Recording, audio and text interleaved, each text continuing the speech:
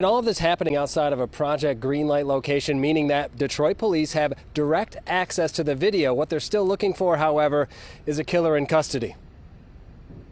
It's 2 p.m. on Monday. Two men are walking on Westwood towards Warren on the west side of Detroit. Seconds later, an armed man rushes towards the pair with his gun aimed at the man wearing a white shirt. Walked up behind them and shot him. After the shooting, the witness continues on his way. The suspect walks across the street, leaving the victim, a man in his 40s, lying on the corner. He initially survived. They took him to the hospital and he passed from his injuries there. Police say by all indications this was not a random act. We do have another incident that happened at the same location a couple of weeks ago of two known persons. So we have some suspects that we have in mind for this so far, but nothing definitive. In fact, police say this homicide could be retaliation for that incident that happened weeks ago in the same area. There was an argument that turned into a fight, that turned into a shooting, and some of the same people that were involved in that were the people here.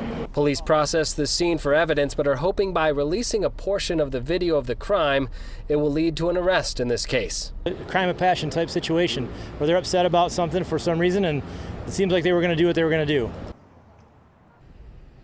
And just to give you a better idea of where this happened, this is a neighborhood where a lot of people were out enjoying the day. Remember, this happened around 2 o'clock in the afternoon. There were people barbecuing when we arrived. There were people playing out in their front lawn. Just to give you an idea of how brazen an act this was, he didn't care who was watching. He wanted to commit this crime. Another reason why Detroit police want this guy in custody. Reporting live tonight in Detroit, Dave Spencer, Fox 2 News. And David, it's so terrible that so many people had to witness this. We know this is still a very fresh crime, but do police have any other evidence besides that video?